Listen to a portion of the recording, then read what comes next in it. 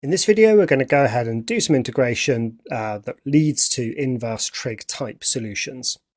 Okay, so here's our first integral, 8 over 4 plus x squared.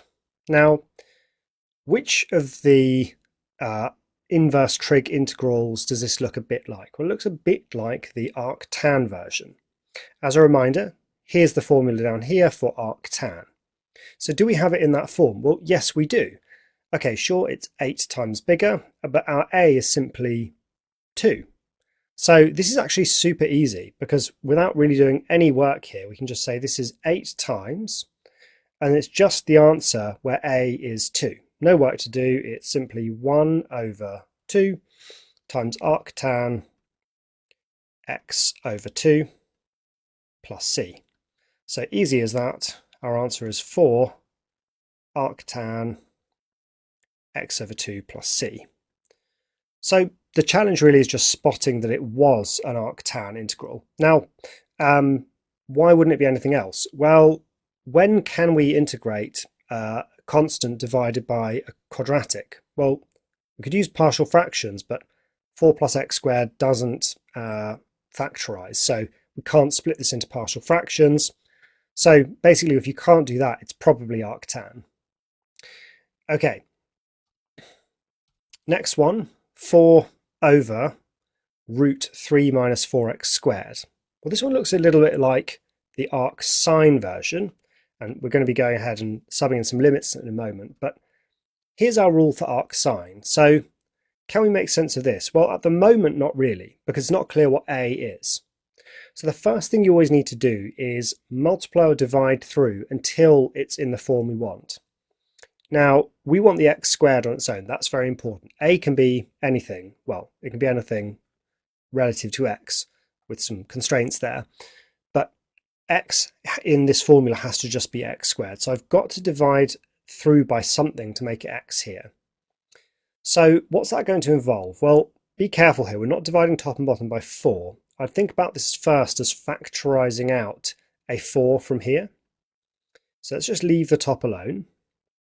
Now, if I factorise out a 4, I have the square root of 4 times, well, it's going to be 3/4 minus x squared.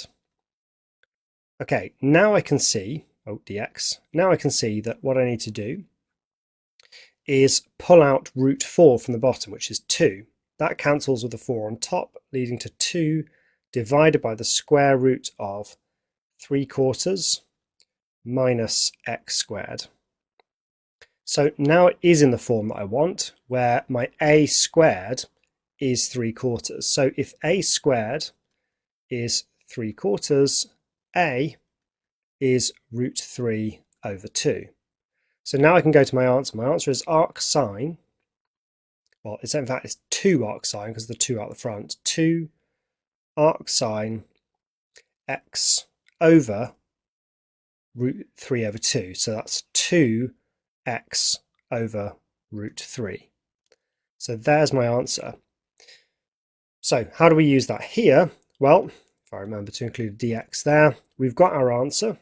It's 2 arcsine 2x over root 3 between root 3 over 4 and 0. So subbing root 3 over 4 in, I get 2 arcsine. Well, what is that? 2 times this is root 3 over 2. Divided by root 3 is just a half. So 2 arcsine a half, and then minus, well, arcsine of 0 is 0. Well, arcsine of a half is pi by 6, and 2 of that is pi over 3. I think that's cool for many reasons, but just point out one reason. We've got pi over 3 emerging as the area under a curve which had no trig and no pi in it at all, which I think is really quite cool. Now, there are some questions where you need to do a bit more work before you can actually use these results. So let's take a look at something like this. So here we've got a linear term over 4 plus x squared. Well, there isn't really a good way of doing this other than splitting this up into 2 terms. Here's what I mean. Split this up into 2 over 4 plus x squared plus 5x over 4 plus x squared. And this is good because I can use arctan on this one, and I can use ln for this one. So remember that my arctan formula gives me 1 over a arctan x over a. So if a is 2 as it is here, we have 1 over 2 times that 2 cancels, leaving me with arctan x over 2. And then for this one, well, the top is a multiple of the derivative of the bottom. So it's basically going to be some version of ln 4 plus x squared. If I differentiated ln 4 plus x squared, I'd get 2x over 4 plus x squared. I have 5x. So that is 5 over 2 times 2 big. So bigger than I want, so I need a 5 over 2 here. So when I have my 2x times 5 over 2, I get the 5x that I wanted. So there is the answer to that. We just have to split our problem up into 2 problems and solve each of those. Okay, finally, let's apply this, or make a connection between this and mean values. So my function is 1 over root 9 minus x squared, and we want to find the mean value over this interval. So our mean value formula is 1 over b minus a. There's our b, there's our a, so it's 3 root 3 over 2. And then we've got the integral between 0 and 3 root 3 over 2 of this. Now, this is in just the form that we want for our arcsine integration, because recall that the integral of 1 over root a squared minus x squared dx was arcsine x over a. So we have this perfectly set up where a squared is 9, and so a is 3. So the answer is 1 over 3 root 3 over 2, so that's 2 over 3 root 3, multiplied by, well, we can now just do the integration, right? It's arcsine of x over 3. And that's evaluated between 0 and 3 root 3 over 2.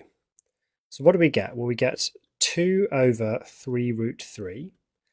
Now it's arcsine of x over 3, so that's arcsine root 3 over 2. And then minus arcsine of 0, which is just 0. All right, and now arcsine of root 3 over 2 is pi over 3. So our answer is 2 over 3 root 3 times pi over 3. And that gives us 2 pi over 9 root 3. So again, like quite cool to have pi popping up in a function which really doesn't look on face value like it has much to do with pi. Okay, that's all on integrals that lead to inverse trig functions. Remember, you are given the formulae in your formula book, so use that if it helps.